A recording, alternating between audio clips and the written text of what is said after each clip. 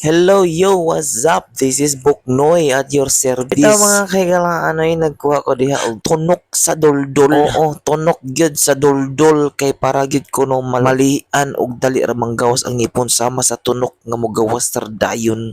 Mulapos ra dayon. Oo.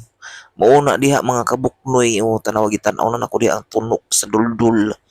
Porting daghana unya unsa mo na ko pagkuha nga taas-taas man na tagpaagi di ara na ko gidang kutsilyo diha mga kabuknoy gikap-hikap pa nako diha okay para lagi ta ma-check ta kung nga tunok ba gid ni o tunok gid di ay o makasama jud na siya kay tunok gyud na siya kung ihapak ang baba sa maritis diha askang samara astang dila matunos kasaba ang mga maritis nga dakog baba.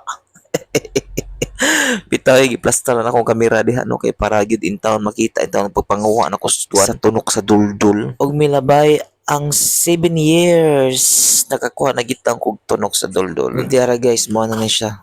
Ubay-ubay akong nakuha guys so naidag ko na gagmay.